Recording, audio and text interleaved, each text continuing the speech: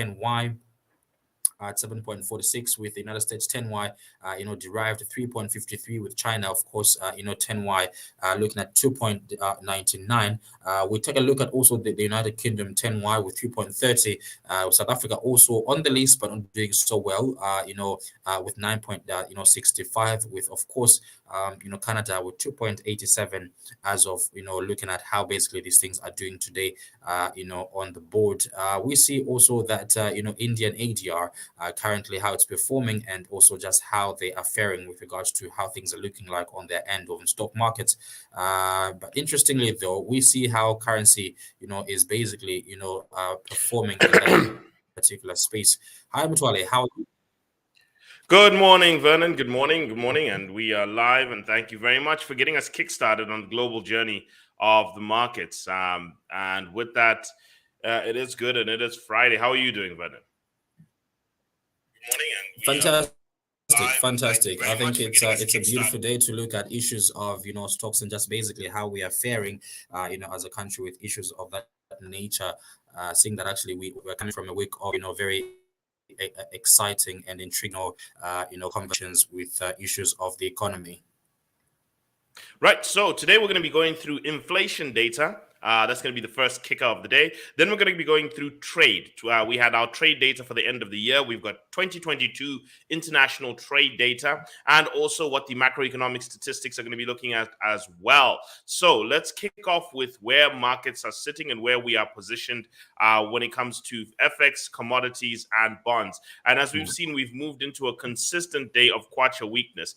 Now, Vernon, we are at a point where the kwacha is actually the weakest it's been since 18th August 2021.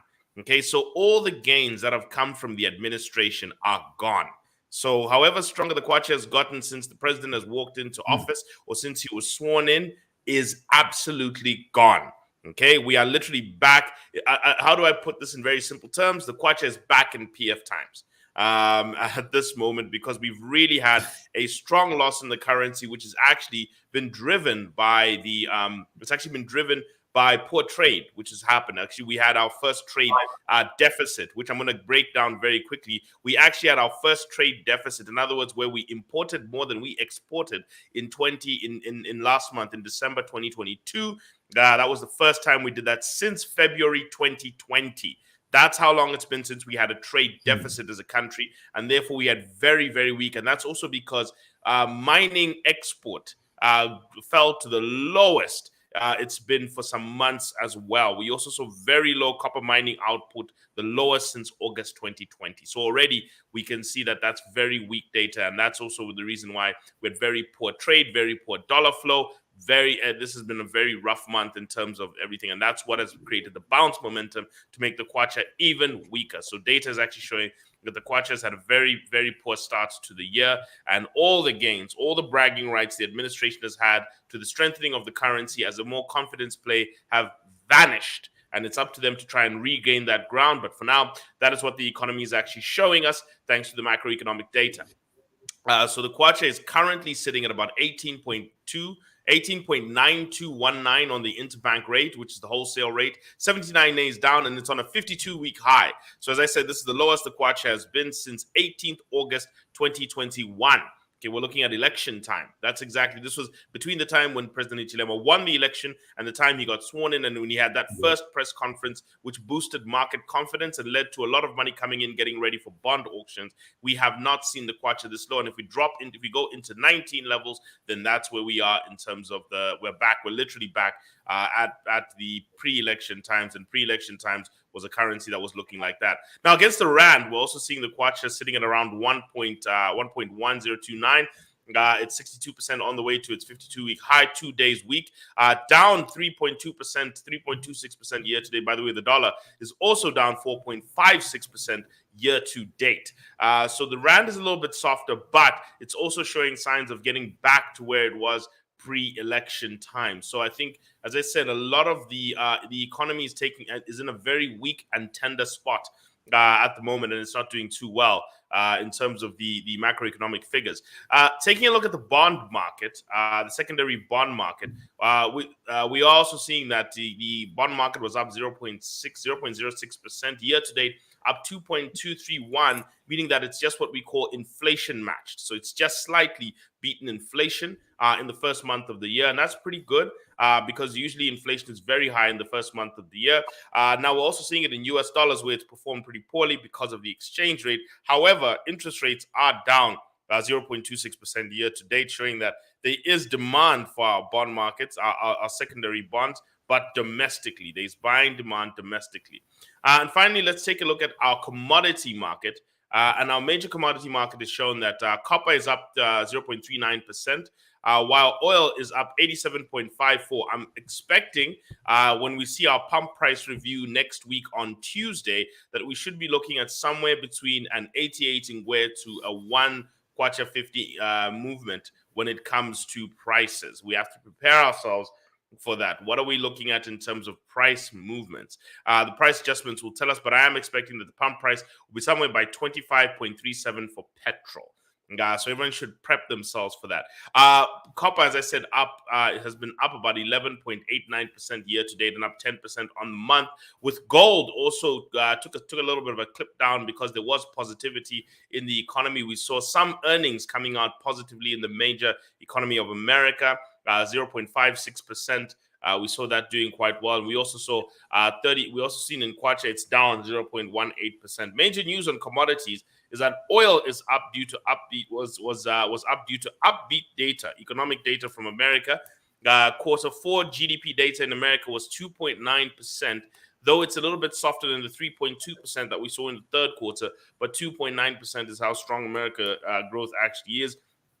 And there's some refinery outages, so that's what led to oil jumping by 1.65%.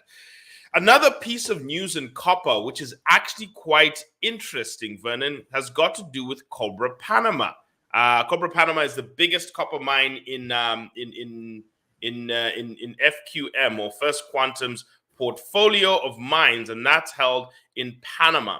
And there has been a standoff between the government of Panama and First Quantum Minerals regarding their mining license and their activities there.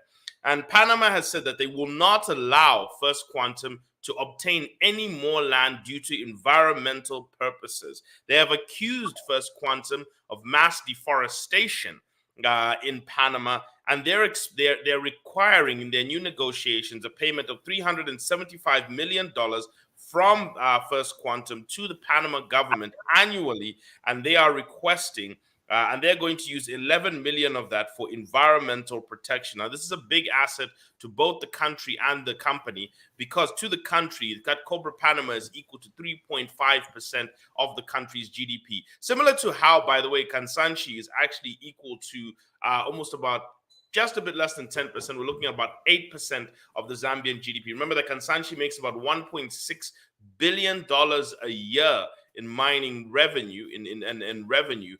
And our economy is somewhere north of about 20-something billion, 22. So somewhere towards about 7%. That is what we get from Kansanshi. So we're actually in a worse situation where that big mine in our country is actually responsible for a bigger chunk of our economy.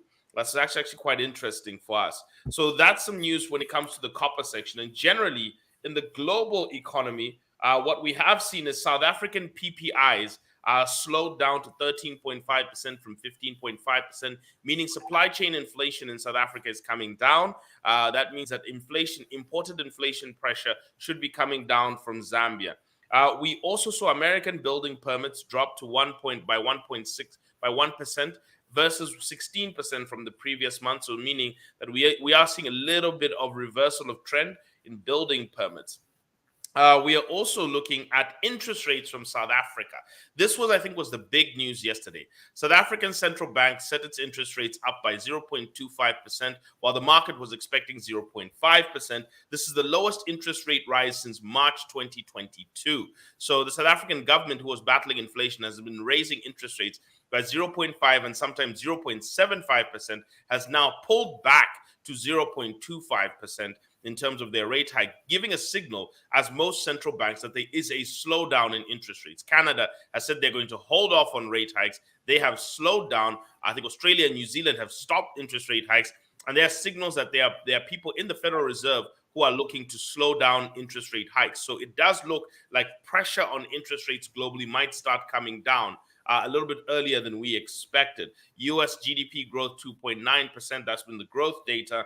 And we've also seen that that there was a rally in stocks in America as Tesla beat expectations in their finances, mainly driven by a price cut which boosted demand.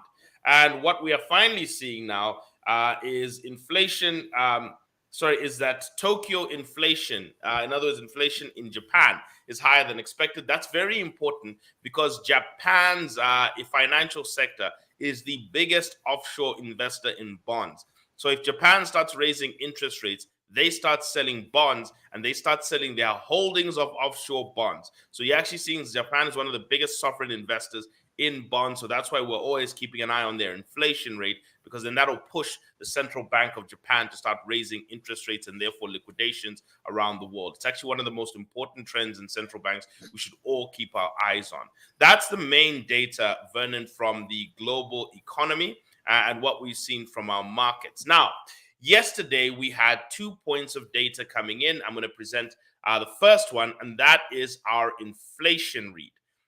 We had a read of 9.4% of inflation in terms of year on year. Now, I'm just going to quickly just pull this down for a second and go through what that means as a country. What does 9.4% inflation means? It means that the prices of things in January, on average, around different sectors of the economy, food and non-food related, are up by 9.4%, a basket of goods that we call the consumer price index. Okay, the average price movement, or what we call the shopping basket of the average consumer, is up by 9.4% on average. That is what they're looking at, and up by 9.4% from where? From January last year. Now, why do we use annual inflation and sometimes we use monthly inflation? The reason why we use annual inflation, Vernon, is because there is seasonality in inflation. Some things are high in certain months, some things are low in certain months. Travel, for example, if you try and book a hotel room around holiday season, the prices are higher. If you book it off season, the prices are lower. If you try to buy a tomato in certain seasons, the prices are higher. If you try to buy a tomato in certain season, the prices are lower. So inflation differs because of the seasonality of certain goods and services. That's what most people need to understand. There's certain things that have got seasonal expenditures. School fees have got seasonal expenditures. Many things in your budget are expenditures that you pay seasonally. Okay, some of them are done monthly, and some of them are in season, meaning they are oversupplied in certain months. Maize, for example, and Millie Meal is in season in certain months. It's out of season when the harvest is done, so at the end of the year. So that's what you'll see whenever I talk about the inflation valley or the inflation hill. The inflation hill is from about October, November, December, and mainly November, December, January, February. That is when there is a serious scarcity of maize in the country. This is why we even have stories about the FRA trying to pump out maize to try and help the milling companies make sure that they've got supply, because there is a shortage of it.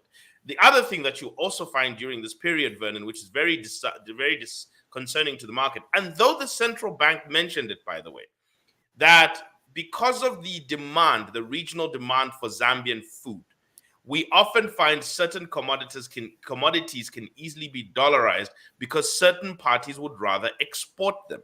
Okay, they would like to export some of this food, and we don't have export bans right now on our food. So if a person sees that someone in Angola or someone in DRC is willing to pay X amount of dollars for maize and the kwacha is getting weaker, guess what they'll want to do, Vernon? They'll want to export because they'll make more money on that maize. Okay, because that's how life is. Everybody wants to make more money. Everybody else is a greedy capitalist until it's you, and you want to make more money. You know why I know everyone is a greedy capitalist, Vernon? Because nobody goes to their boss saying, "Boss, I would like to take a pay cut. Is that okay with you? No. Everyone asks for a pay rise because you are a greedy capitalist. We all are. So the reality I'll say to as many people is that, yes, the farmers too are looking for the best price in the best market because everyone's doing that. Everyone looks for the best price in the best market. And when our currency gets weak, export becomes the best price in the best market. And therefore, it drives a lot of pressure. It takes a lot of maize stock off the market and looks to try and distribute it out. And that's probably why FRA has stepped in to oversupply the market, the same way the central bank does when they can see the exchange rate may be going too weak. They oversupply the market with dollars to try and bring the price of dollars down. That is what the FRA is playing the role of when it comes to the maize market. And that maize market is reflecting in the milli meal prices, because somewhere around 80% of the cost of a bag of milli meal is just simply the price of maize. Okay, that's really what you're looking at. Milli meal, it's just simply the price of maize that is really handling the majority of that. So that's one of the things we have to start looking at. Now, we did see 9.4% inflation, and though people are saying, but why is that happening? Prices are going up. Well, remember that what the Zambia Statistics Office does is measure the rate of inflation. I want you to think of the Zambia Statistics Office, Vernon, the same way a police officer with a speed gun is. You don't get pulled over for the amount of for the distance you moved. You get pulled over for the speed you moved in a certain distance. Correct? All right. Yes. So that is what I want you to understand. So what the Zambia Statistics Office is like a police officer with a speed gun looking at the price of things. They're not looking at the distance prices of moves or the amount of price hikes. They're looking at the speed of the price hikes. And the speed of the price hike is measured by the percentage change from last year at this time and this year at this time. So they're measuring the speed every single month. They're also looking at the change between last month and this month, and they're measuring the speed of price changes every month, and that is called monthly inflation. So I want you to think about it. You know what that speed, what that officer is, because they're looking at the speedometer of your car. How fast is your car moving? Okay, so that is what we're looking at in terms of how fast is your car moving at a certain period, at a snapshot of a period. How fast are prices moving upwards at a certain period? Does that make sense? Because it appears that we're really wrangling around this point. That is what inflation is. Inflation rate. The inflation rate. Rate, people. Think about that word. Rate. The speed at which prices change. There's a difference between change and rates of change, okay? How fast something changes. Let me give you an example, Venom. You can be taller than a 5-year-old, but a 5-year-old is growing faster than you. Why? Because the speed at which you are getting taller is less than the speed at which that 5-year-old is getting taller. Because in 5 years' time, Vernon, I'll come back and find you the same height, but that 5-year-old is probably going to be double that height in the next 5 years because they are growing at a faster speed. Okay, so there's a difference between rates of change and the amount of change. All right, so that's what I want everyone to try and recognize, or the level something is at. Okay, so let's now break down what is happening in our economy so that we can have this understanding. Everyone, I hope you're tuned in. This is where I'm going to be doing your presentation of what I'm looking at from prices. Now, I look at things from a monthly perspective because if you're a consumer, that is what you want to look at. And what do we see yesterday? We found that inflation was sitting at about 2.07%. Month-on-month inflation. Now, I look at this against something I call the expectations curve. So if you see that red curve in the background, that is called the monthly expectation. My firm and I did this where we actually looked at what is the average monthly inflation over the last 10 years. That's what we call the monthly benchmark, the expectations curve. So the expectations curve is that in January, you expect monthly inflation of 1.05%. Which means that the inflation, the rate, the speed at which prices changed from last month, the percentage change in prices from this month and last month. So from December 2022 and January 2023, what has been the percentage change in prices? You expect it to be 1.05%. And what we found was that last month's food prices moved by 2.07%.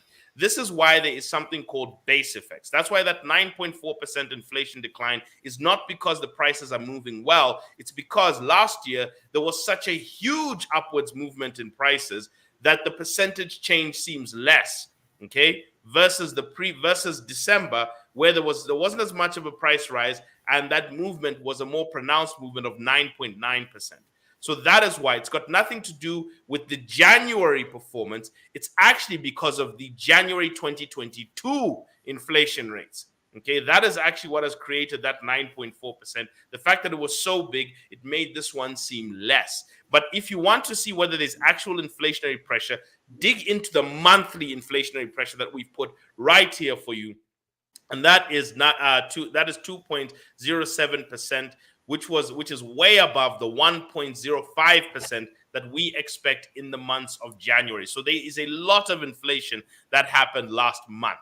Now, it's not the same as last year. There was much more inflation. There's a gray line in the background that does that, but there's a lot of inflation that came in last month. And that is why I say that this month, we actually had quite a strong amount of inflation. Where did that come from? Let's take a look at food inflation. And what you'll notice is that food inflation actually came in very strong and very pronounced. It was way above target. 1.6% was the actual target for food inflation.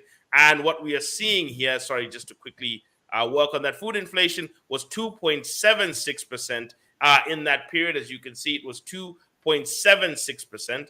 That was monthly average food prices moved up by 2.76%, making food inflation extremely expensive, above what we call the expectations curve, or the average over the last 10 years in January. So monthly food inflation moved up by 2.7%. And that's why year-on-year food inflation is actually up. So a lot of the inflation came from food prices. Now, I've created something new, Vernon, for people I call the kitchen table index. And the kitchen table index is where I look at the price of the things that are on your kitchen table based on what Zamstats has presented. So this is where some of the price movements were coming from last month. So the red line is January. The other month is December. Okay, how much did prices move in December? As you can see, grain prices moved up. In other words, that's your milli meal. That's your milli meal moved up. Your roller meal, your rice. Grain prices moved up an average of 4.4%. While we saw meat prices move, and that was up from 0.4%. So you can see a lot of strong inflation in grain prices due to the shortages of milli meal supply. We've also seen meat prices up 2.6%, up from 0.6. As you can see across the board, everything in your kitchen table is increasing the rate of inflation. Everything. Biggest one is chicken and eggs, because live chickens were up almost 20%. We didn't see the price of frozen chickens. They didn't report that this month. So sometimes they miss a few items, but this is the best we can do. Fish and fish related, in other words, your Kapenta, your bream, it's up by 4.8% versus the 1.9%. This is monthly in numbers. And your condiments, meaning your salt, your sugar, your cooking oil, the things that complement your food, they were up 0.001% versus dropping 3.5%. And finally, your vegetables are up 4.3% last month versus 0.4%. So as you can see across the board, there is high inflation that was coming on a monthly. Now, this is not the rate of change from last year. This is the rate of change from last month, people. Okay, now I want you to think about this, Vernon. Average salaries move up by about 6 to 8% a year in Zambia, okay, according to NAPSA data. That's what average salaries move up in the last period, in the last few months. So if you're already getting a price movement like this in 1 month, your salary increment is getting wiped out, okay? That's the problem that we're seeing here. Yes, we even saw news that civil servants got a 10.5% salary increment, just enough to cover inflation. So even their livelihoods are not really going to change. It's just a 10.5% increment that's going to just cover inflation. And it's probably even worse in the private sector, where we usually see about 6 to 5% increments. Now, let's take a look at non-food inflation, where we saw a lot less inflation. You can see the black line, which is the actual inflation for the month, came in at 1.14% in terms of January, versus the monthly expectation of 0.98%. So you can see non-food things were not really key drivers, but there are some areas where it's coming from. So sliding into there, we will also take a look at where inflation is coming from on a monthly perspective. And on a monthly perspective, if we take a very good look, we'll find that the biggest inflation, the red lines, which are this last month, we saw that the biggest inflation came from education prices, were up 4%. That was a big inflation. 2.8%, obviously, food prices. And the next one was transportation costs, mainly due to the hike in petrol prices, which had then reflected in the cost of transportation. We've seen a few other movements, but the main ones were those three. Those are the key pushers when it comes to inflation. And on an annual perspective, you see food prices up 11.6%, and then you're seeing transport prices up 7.6%, and the others, miscellaneous, up 8.5%. The next one was health prices are still up 8% from last year. But the key pushers were transport, education, and food. These were the main ones that pushed up. And then if you're looking at what was contributing to inflation, food prices contributed to 6.6% of the 9.4% inflation. As you can see, transportation inflation, in terms of its contribution, added a little bit less, up 0.5%, with miscellaneous costs 0.3%, and housing and utilities, in terms of the annual inflation, are up 0.8%, where contributed 0.8%, clothing and footwear.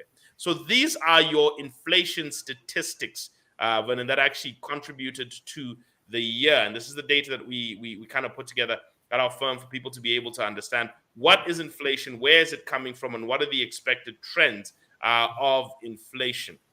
So that was the inflation data that came out from Zambia Statistics Office, reporting that food prices are pushing up. Your main prices are your grain prices were very strong last year, while simultaneously we also saw things like your fish and chicken prices. So look out for that. We'll be publishing the what's it called? The kitchen table index for people to constantly see where the sources of the inflation are coming from. But yes, on an annual perspective, grain prices are up 22%. Mini meal prices are up 22%. They're now reflected at 180 mark, which is similar. And due to the shortages, they're up 180, up 22% from last year. You're seeing it in roller meal, mini meal, and even rice prices at the same time. Now, Vernon, let's take a look at the other component of data that came out yesterday before we get into our main conversation, and that is trade.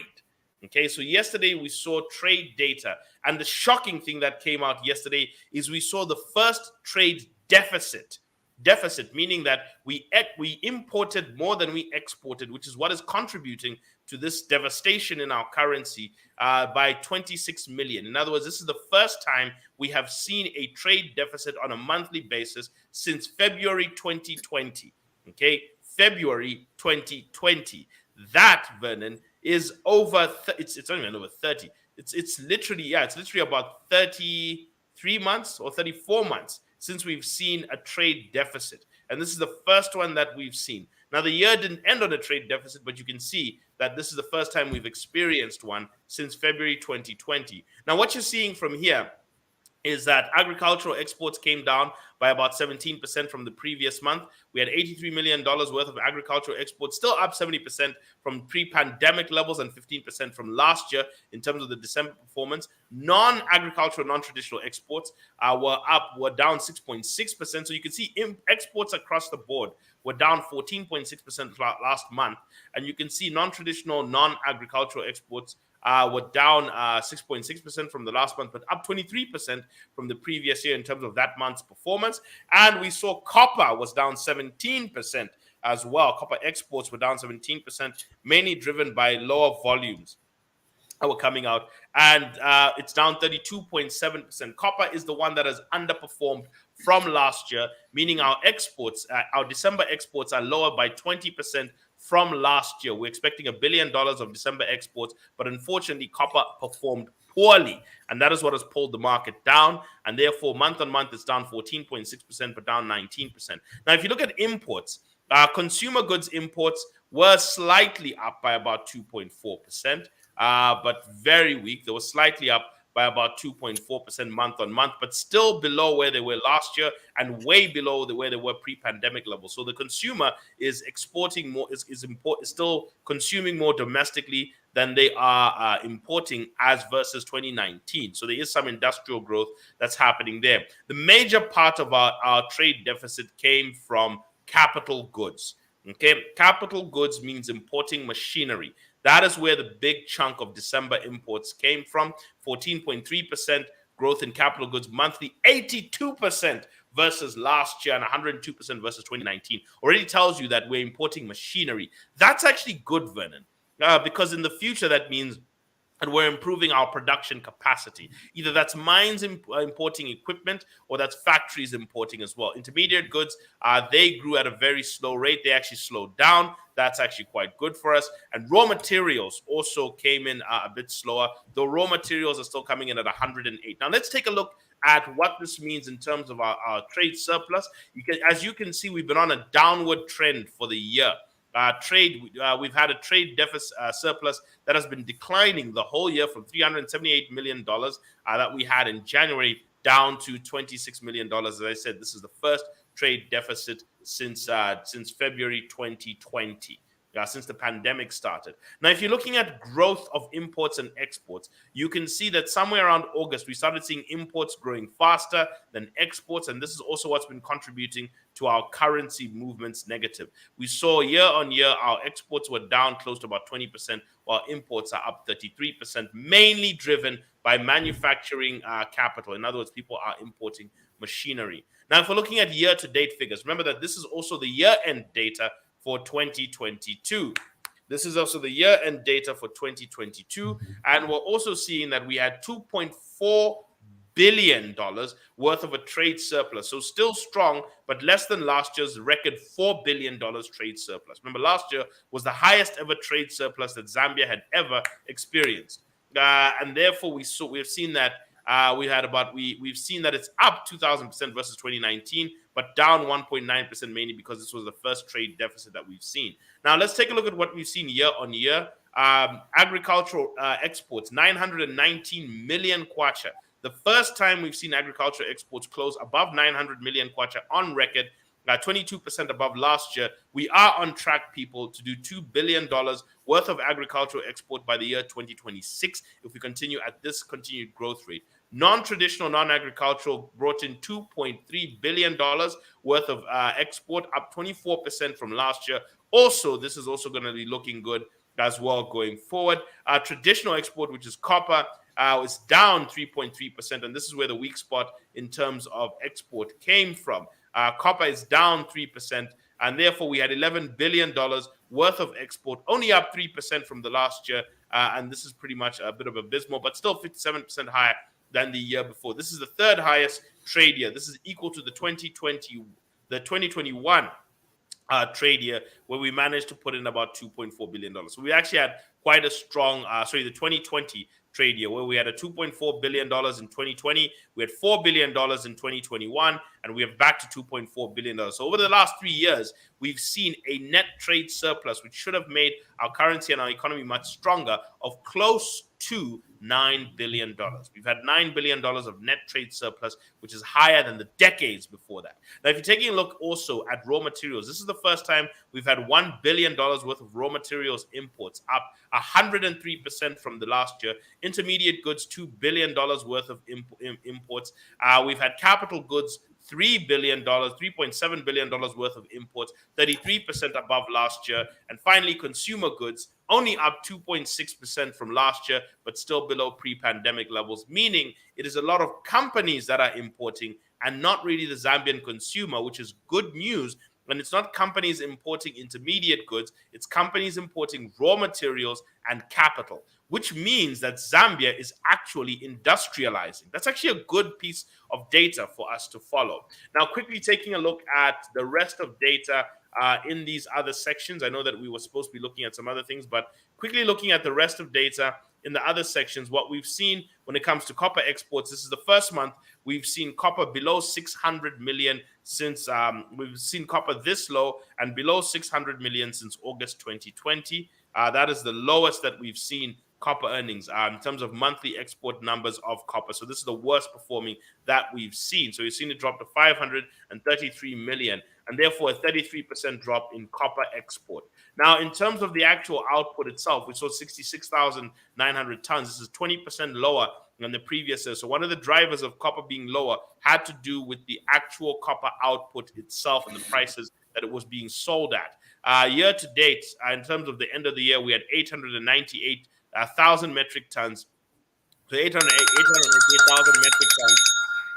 of copper exported last year, which is 0.6% less than last year. So we're struggling to reach that 3 million, that 2 million target that we're looking for 2026. We haven't really boosted our copper output. We have 3 years remaining to reach that target. And as you can see, copper output is also the lowest that it's been since July 2021, but the prices are not helping. Now, going into some of the data on non-agricultural exports, we have seen that non-traditional exports are still growing very healthy, up 20%, but still a bit lower than the previous month. So we're still seeing a 20% growth. And if you're looking at agricultural exports, we are seeing that we've really had a very strong session, above the usual 40 and 50 millions that we're used to. We've really held this period of having above $70 million of agricultural exports in the second half of the year. This has been record levels. So we're exporting food at very high levels, and also there is strong growth in agricultural exports. So that is some of the data that we wanted to quickly look at in terms of the performance of the economies. Trade has been good. And I wanted to quickly put this out as a closer here of where agricultural exports are sitting. As of 2029, we had $527 million of agricultural exports. In other words, what we produce, we're exporting to our neighboring countries, and mostly we're now producing and exporting $918 million. This is the purpose of food prices going up and also our agricultural output going to export. This is very strong for our economy. That creates jobs in agriculture, that creates strength. And this adds, I think, to what the president was saying when he was talking about we need the private sector to make sure that we are doing good in agricultural industrialization, because if we want to capitalize on export, every time we export food, people, we are employing many people who have lower income, lower education. Those are the people who need jobs the most, because we're busy sticking them on poverty program and carderism when what they actually need is jobs. So growth in our agricultural sector and our manufacturing sector will hire the people who are the most vulnerable in our society, give them jobs that will give them income and empower them to make their own economic and financial decisions and grow their enterprise. So this is good data and puts us on the right track, but copper is where we are concerned as an economy. So that, Vernon, is where I'll tone down for today, because it was a data dig today. We will be continuing with our levels of wealth tracking, our wealth multipliers and our levels of wealth. And we'll be going into more data now into things like behavioral management by age. You really want to tune into that next week, but we will have to sign off today. Biggest news today is that though 9.4% monthly annual inflation is seeming good, it is highly inflationary for January, which is 2.8% monthly versus the expectation of 1.9%. We had a highly inflationary month driven by high food inflation, very high food inflation, more than expected, and that has been the struggle of this period. Thank you very much, Vernon. I close off from there. Thank you so much, Mthwale, for your time just to share with us in depth in that particular conversation. Thank you so much. Thank you very much. Have a wonderful day.